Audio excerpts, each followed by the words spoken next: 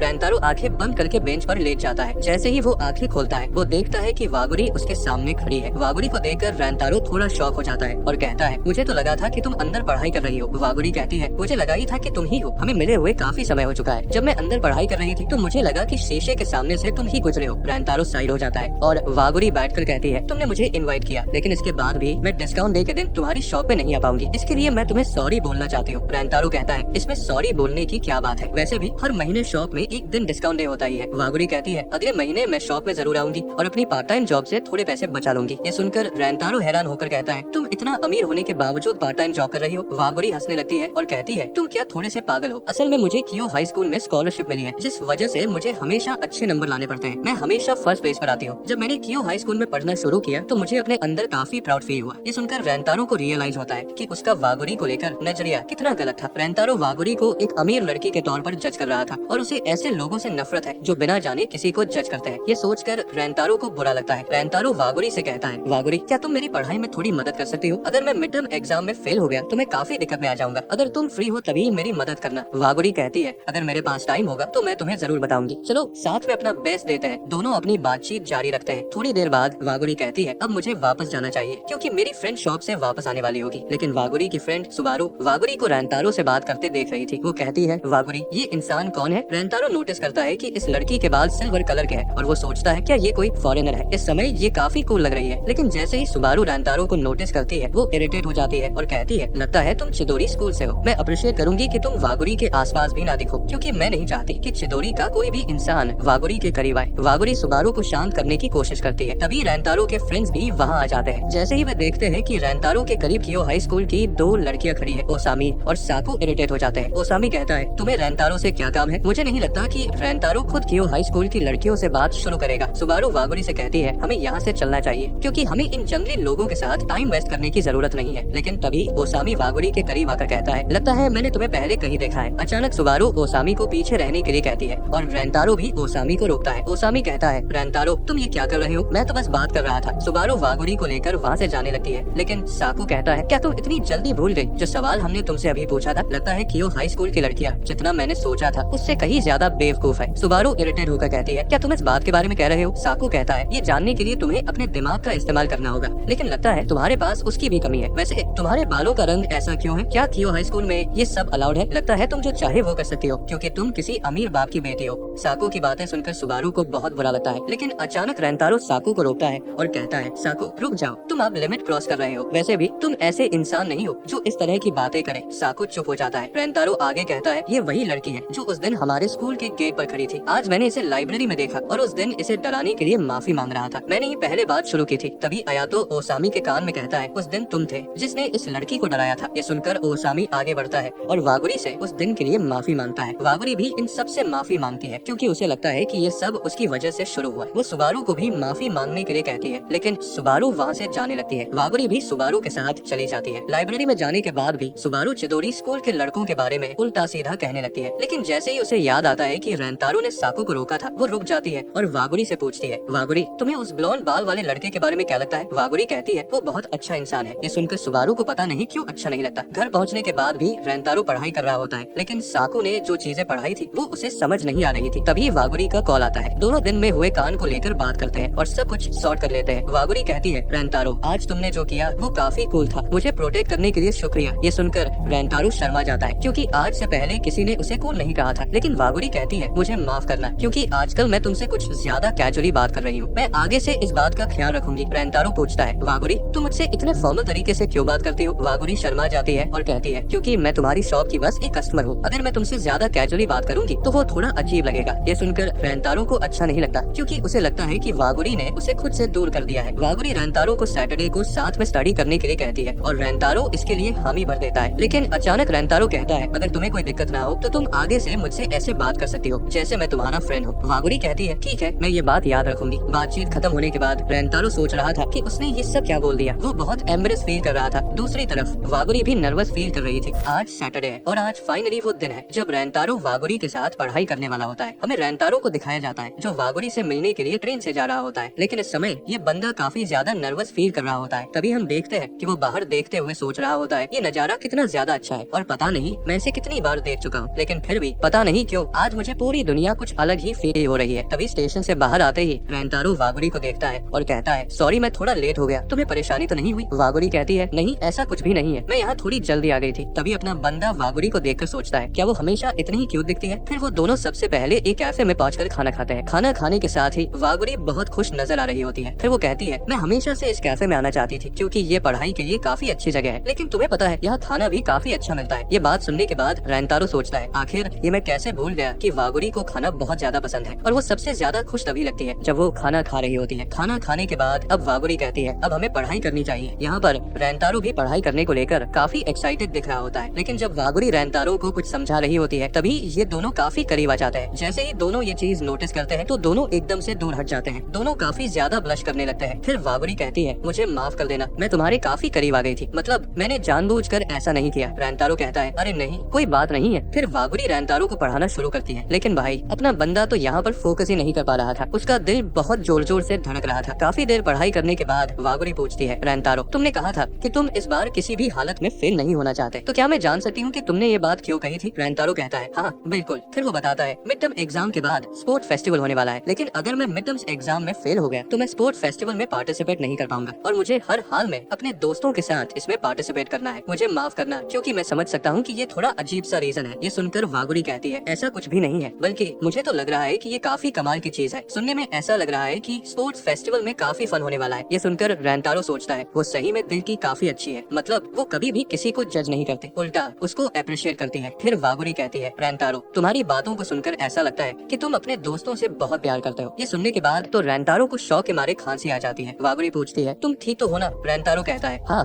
मैं बिल्कुल ठीक हूँ, लेकिन तुमने ऐसा क्यों कहा कि मैं उनसे प्यार करता हूँ? वो कहती है, मैं भी अपने दोस्तों से बहुत प्यार करती हूँ और वो सभी लोग काफी कमाल के हैं, खास तौर पर सुबारू। तुम्हें पता है जब से हम बच्चे थे तब से ही हम काफी अच्छे दोस्त हैं, लेकिन लोग सुबारू को समझने में गलती करते हैं, पर असल में वो दिल की काफी अच्छी इंसान है। वो तो बस अपने पास्ट की वजह से लड़कों को पसंद नहीं करती। पिछली बार जब तुमने सुबारू को जज नहीं किया था तो मुझे काफी खुशी हुई थी, इसके लिए तुम्हारा बहुत बहुत शुक्रिया। इसके बाद फिर से दोनों दोबारा पढ़ाई करना शुरू करते हैं। रेंतारो सोच रहा होता है, मुझे हमेशा वागुरी की बातों को सुनकर काफी ज्यादा खुशी मिलती है। काफी देर पढ़ाई करने के बाद ये दोनों अपने अपने घर के लिए निकलने वाले होते हैं, लेकिन जाने से पहले वागुरी रेंतारो को रोकती है और अपने बैग में से एक नोटबुक निकालकर उसे देती है, जिसके अंदर रेंतारो के लिए मिड टर्म एग्जाम के लिए कुछ नोट होते हैं। इसे वागुरी ने खुद बनाया था। ये देखकर रेंतारो थोड़ा शॉक होता है और कहता है, तुम्हें खुद भी तो पढ़ाई करनी थी और फिर भी तुमने मेरे लिए इतना सब किया, इसके लिए तुम्हारा बहुत बहुत शुक्रिया। वागुरी कहती है, इसमें कोई इतनी बड़ी बात भी नहीं है, पर वैसे भी मैं चाहती हूँ कि तुम अपने दोस्तों के साथ स्पोर्ट्स फेस्टिवल को एंजॉय करो, फिर बाद में तुम्हें मुझे स्पोर्ट्स फेस्टिवल के बारे में सब कुछ बताना पड़ेगा।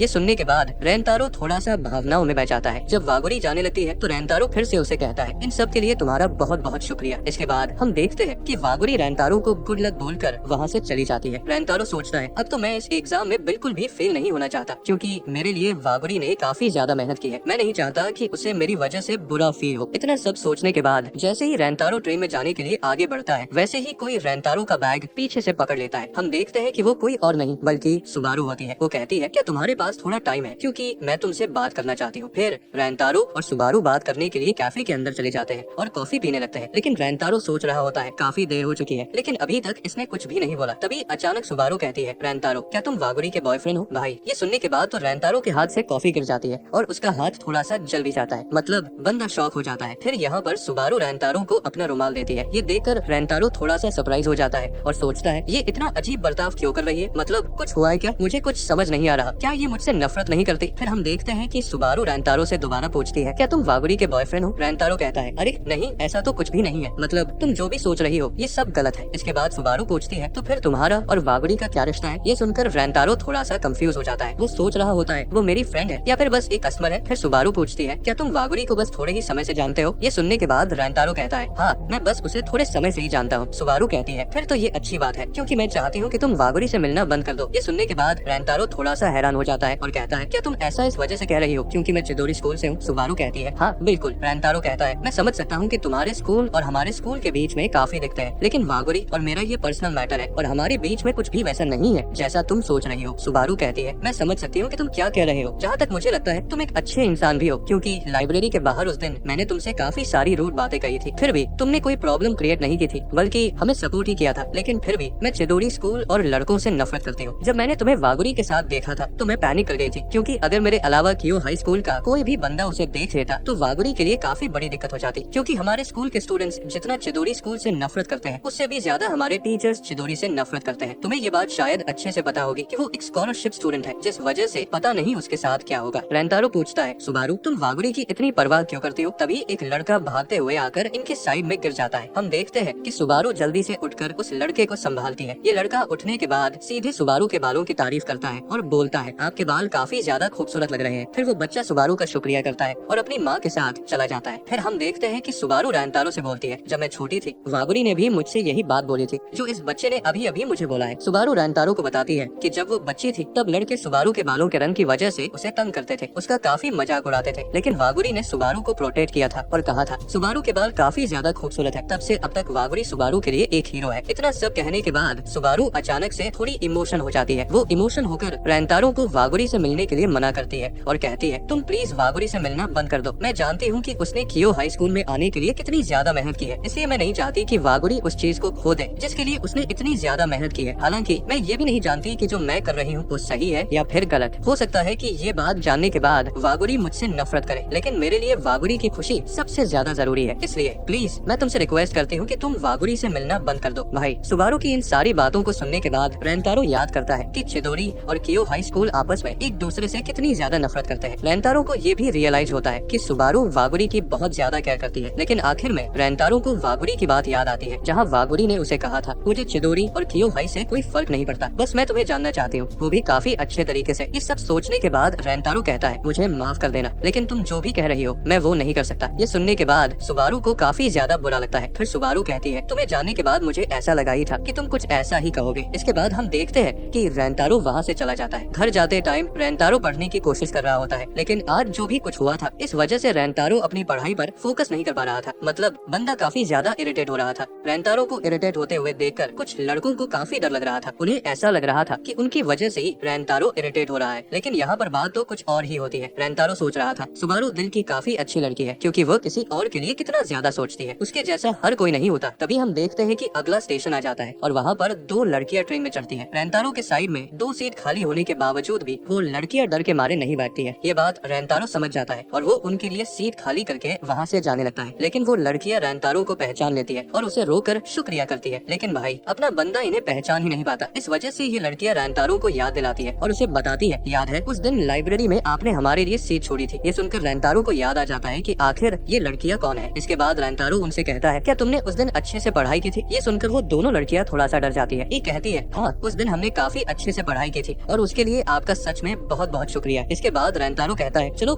ये सुनकर मुझे काफी अच्छा लगा। ये कहकर रेंतारो ट्रेन में आगे जाने लगता है। इसके बाद वो लड़कियां नोटिस करती है कि रेंतारो काफी अच्छा इंसान है। रेंतारो ट्रेन में आगे जाकर खड़ा हो जाता है और सोचता है, मैं काफी हैरान हो गया था, मैंने नहीं सोचा था कि वो कभी मुझे शुक्रिया कहने वाली है। वैसे उनका बिहेवियर काफी अच्छा था, मतलब उन्होंने मुझे थैंक्स बोला, लेकिन लगता है कि वो मुझे देखकर थोड़ी सी डर गई थी। तभी रेंतारो को याद आता है कि वागुरी उसे हर एक छोटी बात के लिए कैसे शुक्रिया कहती है। रेंतारो यही सब सोचता है, वागुरी काफी अच्छी इंसान है, कहीं मेरी वजह से वो किसी दिक्कत में ना पड़ जाए। कहीं ना कहीं मुझे ऐसा लगता है कि सुबारू सही कह रही है। सुबारू की इन सारी बातों को याद करते हुए वो कुछ ज्यादा ही उदास होने लगता है, मतलब उसे समझ नहीं आ रहा होता कि अब उसे क्या करना चाहिए। इसके बाद हमें सीधे कुछ दिनों बाद का सीन दिखाया जाता है, जहाँ पर हम देखते हैं कि रेंतारो के मिडटर्म एग्जाम्स के रिजल्ट आ चुके हैं। उनका टीचर मतलब सुकाचान उन्हें बताता है। इस बार हमें जानकर खुशी होगी कि ओसामी और रेंतारो फेल नहीं हुए हैं। ये सुनने के साथ ही पूरी क्लास काफी जोर से चीयर करती है, मतलब अब इन्हें फाइनली स्पोर्ट्स फेस्टिवल में पार्टिसिपेट करने का मौका मिल जाएगा और ये लोग वहाँ पर एंजॉय कर पाएंगे। लेकिन पहले तो सभी लोग रेंतारो और ओसामी की तारीफ करते हैं और फिर साकू को उनके पास होने का क्रेडिट देते हैं। उसके काफी ज्यादा मजे भी लेने लगता है। यहाँ पर रेंतारो अपने मार्क्स देखता है और हम देखते हैं कि उसके 59 नंबर आए होते हैं। ये देखकर तो भाई वो कुछ ज्यादा ही खुश हो जाता है। वो खुशी के मारे सोचता है, क्यों ना ये बात वागुरी को बताई जाए। वो वागुरी को इस बात के लिए मैसेज करने वाला होता है कि तभी उसे रियलाइज होता है कि सुबारू ने उससे क्या कहा था। उसे सुबारू की वो सारी बातें याद आने लगती है, जिस वजह से रेंतारो खुद को रोक लेता है और वागुरी को मैसेज नहीं करता। इस टाइम पर अपना बंदा थोड़ा सा अपसेट हो जाता है। तभी हम दूसरी तरफ देखते हैं कि ये सभी लोग काफी मस्ती करने के चक्कर में रेंतारो का बैग गिरा देते हैं। साको ये सब देखकर रेंतारो का बैग और कॉपी उठाने लगता है। तभी साको नोटिस करता है कि रेंतारो की कॉपी में कुछ दिखाई देता है। वो देखता है कि कॉपी के अंदर वागुरी का एक नोट है, जिसमें वागुरी ने रेंतारो को गुड लक कहा है। ये सब देखने के बाद साको थोड़ा सा शॉक होता है और फिर वो रेंतारो से वागुरी के बारे में पूछने लगता है।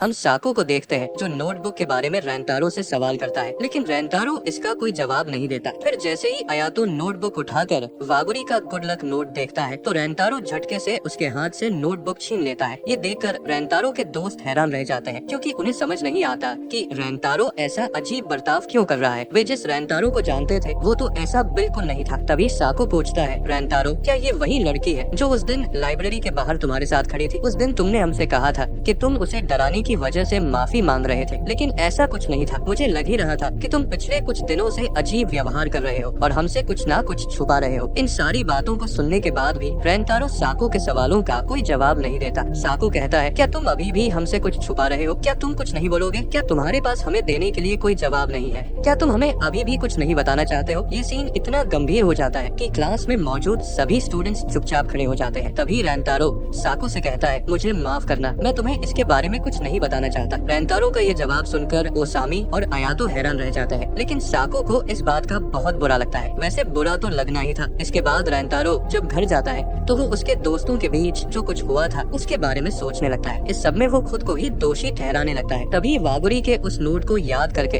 रेंतारो कहता है, मुझे कम से कम इसके लिए वागुरी का शुक्रिया तो करना चाहिए। फिर रेंतारो वागुरी को मैसेज करके धन्यवाद देता है और बताता है कि वो सभी सब्जेक्ट्स में पास हो गया है और ये सब उसकी वजह से हुआ। ये सुनकर वागुरी को बहुत अच्छा लगता है। फिर वागुरी रेंतारो को मैसेज करती है कि उसे स्पोर्ट्स फेस्टिवल का अच्छे से आनंद लेना चाहिए। लेकिन तभी रेंतारो को सुबारू की बात याद आती है कि वागुरी के साथ रहने से वो किसी मुश्किल में पड़ सकती है। इस वजह से रेंतारो वागुरी के मैसेज का जवाब नहीं देता, यानी वो मैसेज को देखकर छोड़ देता है। दूसरी ओर वागुरी इस बात से खुश होती है कि रेंतारो ने उसका मैसेज पढ़ लिया है। वो सोचती है कि पता नहीं रेंतारो फुटबॉल खेलेगा या बेसबॉल, और इसी तरह की बातें सोचने लगती है। अगले दिन हमें ओसामी और अयातो दिखाई जाते हैं जो बहुत परेशान है क्योंकि रेंतारो और साको एक दूसरे से बिल्कुल बात नहीं कर रहे और एक दूसरे से काफी दूर बैठे हैं। फिर अयातो ओसामी को उनके झगड़े को खत्म करवाने के लिए बोलता है और उसे याद दिलाता है जब रेंतारो ने साको और उसके बीच हुए झगड़े को खत्म किया था। ये सुनकर ओसामी जोश में भरा हुआ दोनों को मिलाने की बहुत कोशिश करता है और स्कूल के बाद साथ में प्रैक्टिस करने के लिए भी कहता है, लेकिन दोनों ही ओसामी के साथ प्रैक्टिस करने से मना कर देते हैं। इससे ओसामी बहुत दुखी हो जाता है। फिर रेंतारो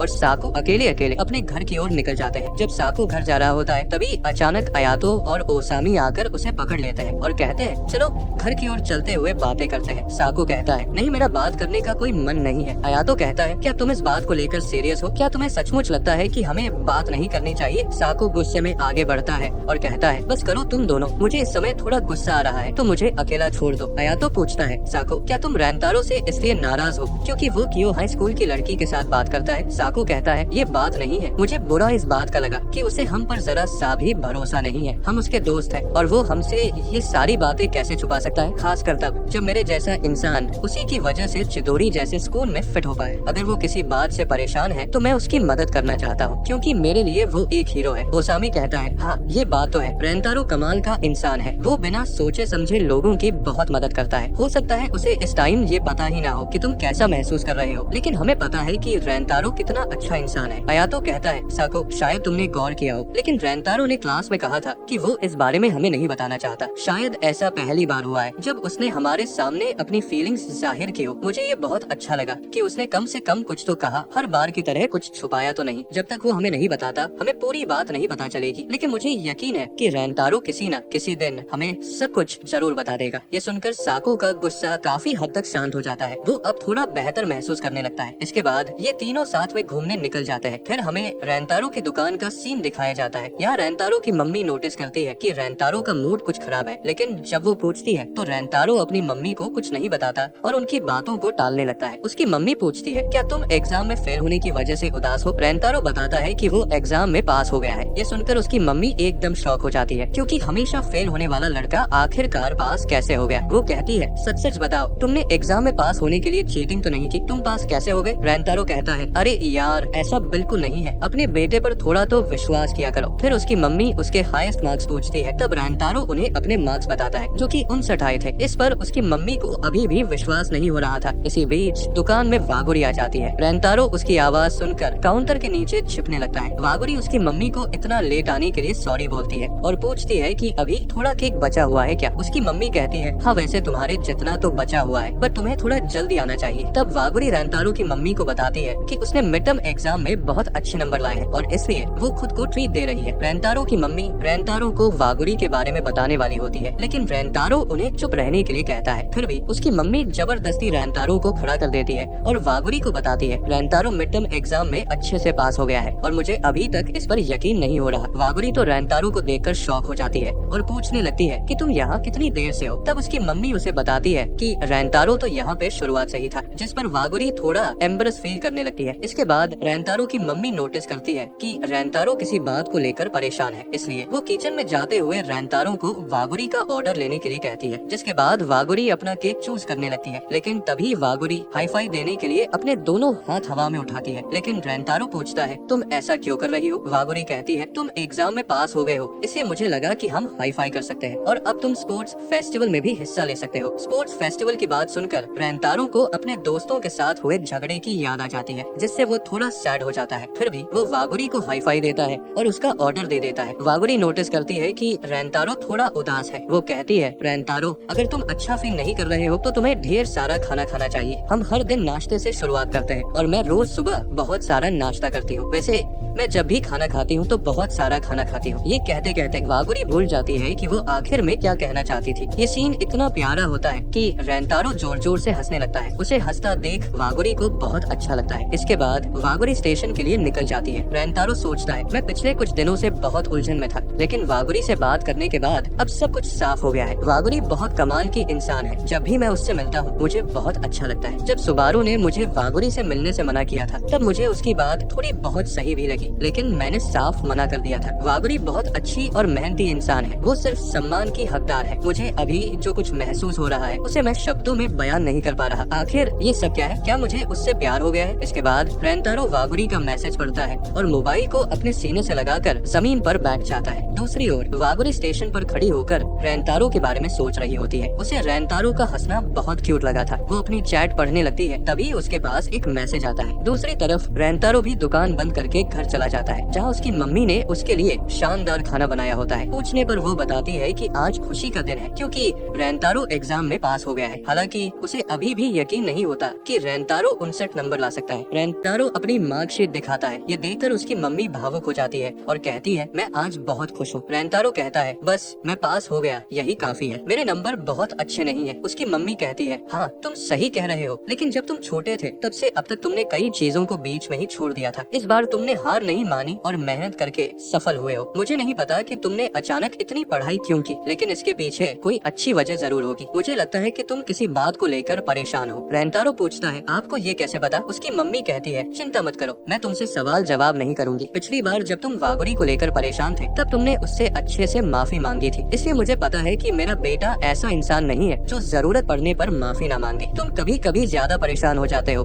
और भूल जाते हो कि तुम्हारे लिए क्या जरूरी है, लेकिन मुझे यकीन है कि तुम सही और गलत का फैसला कर सकते हो। मैं बस यही चाहती हूँ कि तुम अपनी जिंदगी अच्छे से जियो। इसके बाद सीन बदलता है। वागुरी सुबारू का मैसेज पढ़कर उससे मिलने पहुँच जाती है। सुबारू ने उसे उस जगह बुलाया होता है जहाँ वे बचपन में खेला करते थे। वागुरी पूछती है हाँ सुबारू बताओ तुम किस बारे में बात करना चाहती थी? तुमने मुझे यहाँ क्यों बुलाया? सुबारू कहती है मैं रेंतारो के बारे में बात करना चाहती हूँ। ये सुनकर वागुरी थोड़ा हैरान हो जाती है और सोचती है आखिर ये सब क्या हो रहा है। असल में हमें सुबारू के बचपन का अतीत दिखाया जाता है जहाँ वो बहुत रो रही होती है। वो कहती है तुम्हें मंकी बार में बिल्कुल भी नहीं लटकना चाहिए था। वागुरी जवाब देती है अच्छा तुम उसकी बात कर रही हो? सच बताओ तो मुझे ऐसा करने में बहुत मजा आता है। सुबारू और ज्यादा रोने लगती है और कहती है ये तुम्हारे लिए बहुत खतरनाक हो सकता है, तुम्हें ऐसा नहीं करना चाहिए। वागुरी कहती है अच्छा ठीक है, मैं अब से ऐसा बिल्कुल नहीं करूंगी। तभी हमें बड़ी वाली सुबारू दिखाई जाती है जो सोचने लगती है सच में वो बहुत सुंदर है, बहुत चीयरफुल है और बहुत स्ट्रॉन्ग भी है। मैं उसे अपना हीरो मानती हूँ। इसके बाद वो बच्ची वाली वागुरी को गले लगाती है और कहती है काश मैं भी तुम्हारे जितनी स्ट्रॉन्ग बन पाऊँ। फिर हमें प्रेजेंट का सीन दिखाया जाता है। वागुरी पूछती है अब बताओ तुम्हें क्या बात करनी है? सुबारू कहती है उस दिन मैंने रेंतारो से बात की थी, तुम्हें पता है मैंने तुम्हें उसके साथ कैफे में देखा था और फिर जब तुम चली गई थी तब मैं फिर रेंतारो से मिली थी। मैंने उससे कहा था कि वो तुमसे दोबारा कभी ना मिले। मैं बहुत सेल्फिश हूँ तो प्लीज मुझे माफ कर देना। अचानक वहाँ सन्नाटा छा जाता है। तभी वागुरी हंसते हुए कहती है तुमने तो मुझे एकदम से डरा दिया, तुम्हें इस तरह माफी मांगने की जरूरत नहीं है। वो आगे बताती है उस दिन स्कूल के गेट पर जो कुछ हुआ था उसके बाद मुझे चिदौरी और अपने स्कूल के बीच के तनाव के बारे में अच्छे से पता चल गया था। सच बताओ तो मैं ही हूँ जो तुम्हें परेशान कर रही थी। तुम मेरे भले के लिए रेंतारो से बात करने गई थी। सुबारू कहती है अगर मैं तुम्हें खुश कर सकूं और इसके लिए मुझे कुछ भी करना पड़े तो मैं वो करूंगी। मैं इसके लिए पूरी तरह तैयार हूँ। वागुरी जवाब देती है मेरा इतना ध्यान रखने के लिए तुम्हारा बहुत बहुत शुक्रिया।